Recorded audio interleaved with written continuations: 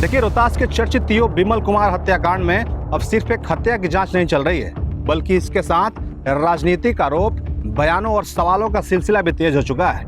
ऐसे में सबसे बड़ा सवाल यह है कि क्या हम सिर्फ सबूतों से पहले निष्कर्ष निकाल बैठे हैं? क्या किसी पर केवल आरोप लग जाने भर से उसे दोषी मान लेना उचित है? सबसे पहले बात करते हैं पुलिस जांच की। एसआईटी की ताजा जांच के अनुसार पुलिस का दावा है कि चालक मिथिलेश कुमार ने हत्या स्वीकार कर ली है।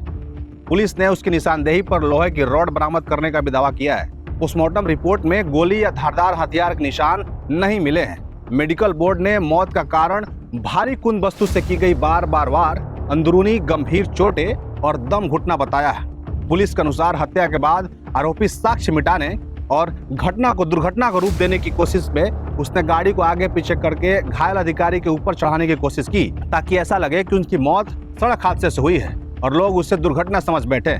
पुलिस का कहना है कि ये तथ्य आरोपी के कथित बयान से मेल खाते हैं। हालांकि इन दावों की अंतिम पुष्टि न्यायिक प्रक्रिया में होगी। अब दूसरी तरफ देखते हैं, आरजेडी नेता और नेता प्रतिपक्ष तेजस्वी यादव ने शुरुआत से ही पुलिस की जांच पर सवाल उठाए हैं। उन्होंने कहा कि स्थानीय विधायक सोनू सिंह की भूमिका की भी जांच होनी चाहिए, एफआईआर में उनका नाम जोड़ा जाए और निष्पक्ष न्यायिक जांच कराई जाए। वहीं नगर परिषद के मुख्य पार्षद प्रतिनिधि आरजेडी नेता गुड्डू चंद्रवंशी ने भी आरोप लगाया है कि विधायक नगर परिषद के कामों में हस्तक्षेप करते थे, अधिकारियों से हिसाब मांगते थे और आरटीआई लगाते थे। उनकी कॉल डिटेल्स की जांच होनी चाहिए। लेकिन माननीय विधायक जी बराबर फोन करते थे पदाधिकारी को, हर काम का हिसाब लेते थे, जबकि उनका कहीं नगर परिषद में एंट्री का माने हिसाब लेने का कोई अधिकार नहीं है। अब यहाँ एक और तथ्य पर ध्यान दीजिएगा। मृतक की पत्नी बबीता कुमारी के शुरुआती और बाद के बयानों में अंतर दिखाई देता है। पहले उन्होंने चालक पर संदेह जताया, बाद में उन्होंने विधायक पर रंगदारी मांगने और फोन आने की बात कही है। लेकिन बाद में उन्होंने ये भी कहा ये वो नहीं कह रही है कि विधायक ने ही उनकी पत्नी की हत्या कराई है, लेकिन विधायक द्वारा कॉल करने की बात जरूर दोहराई है। साथ ही साथ उन्होंने अपने परिवार के लिए 8 करोड़ रुपए और अपने लिए गजेटेड ऑफिसर की नौकरी की भी मांग की है। नहीं सर ने हमको सब बात हमको वो नहीं बताए थे। हम वहाँ रहते थे, बात करते थे तो हम सुनते थे, कहते थे सर कुछ समय दीजिए सर, हम देखते हैं। हम इनसे पूछे क्या हुआ तो कुछ नहीं, कुछ पैसा को लेकर कुछ बातचीत है उनका अपना। मेरी गजेटेड रैंक की नौकरी मेरे बच्चों के भरण पोषण के लिए कम से कम 8 करोड़ रुपया हमको मुआवजा दिल रहे, जिससे हमारे घर का EMI भरा जाए 30,000 महीना हर महीने लगता है। और मेरा 5 साल 6 साल का बच्चा है, उसको रोज 30 दिन खाना खिलाना, वो कहाँ से? मेरे साथ बहुत रईसी में रखते थे। और दूसरी ओर दर्ज किए गए एफआईआर में भी विधायक का नाम नहीं है। ऐसे में सवाल उठता है कि इन बयानों में बदलाव आखिर क्यों आ रहा है? क्या उन्हें कोई नई जानकारी मिली है या वो गहरे सदमे में थी, या फिर किसी ने उन्हें कुछ और पहलुओं पर ध्यान आकर्षित करवाया था? इन सवालों का उत्तर अभी जांच के बाद ही मिल सकता है। बिना प्रमाण किसी भी कारण को सच मान लेना उचित नहीं है। हमें यह भी नहीं भूलना चाहिए कि बबीता कुमारी ने अपने पति को खोया है, उनके 2 छोटे छोटे बच्चे हैं, परिवार गहरे सदमे में भी है। ऐसे समय में किसी पीड़ित परिवार की मानसिक स्थिति बेहद संवेदनशील होती है, इसीलिए उनके हर बयान को उसी संवेदनशीलता के साथ देखना चाहिए।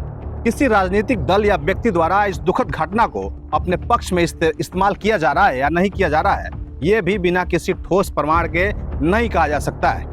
लेकिन यह जरूर कहा जा सकता है कि ऐसे मामलों में राजनीतिक बयानबाजियां अक्सर जांच से पहले माहौल को प्रभावित कर देती हैं। अब बात करते हैं विधायक सोनू सिंह के पक्ष की। उन्होंने सभी आरोपों को सिरे से इनकार किया है।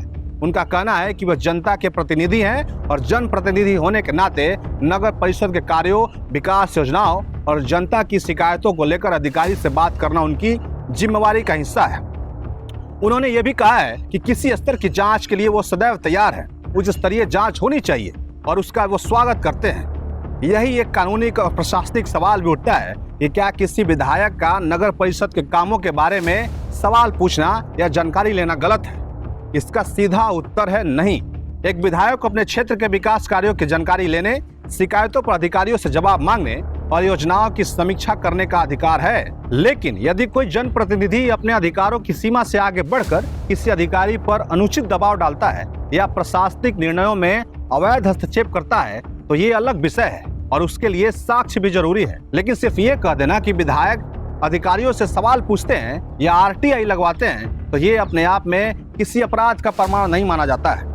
यही इस पूरे मामले का सबसे महत्वपूर्ण पहलू है कि क्या किसी व्यक्ति को केवल आरोपों के आधार पर अपराधी घोषित कर देना न्याय संगत है।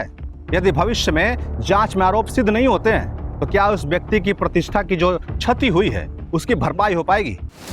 क्योंकि मैं ये देख रहा हूं कि तमाम जो मीडिया चैनल है वो विधायक को दोषी मान बैठे हैं। ऐसे मैं कहना चाहता हूं कि हर पहलू की जांच हो, क्योंकि यदि किसी प्रभावशाली व्यक्ति की भूमिका हो और उसकी निष्पक्ष जांच न हो तो न्याय भी अधूरा रह जाता है।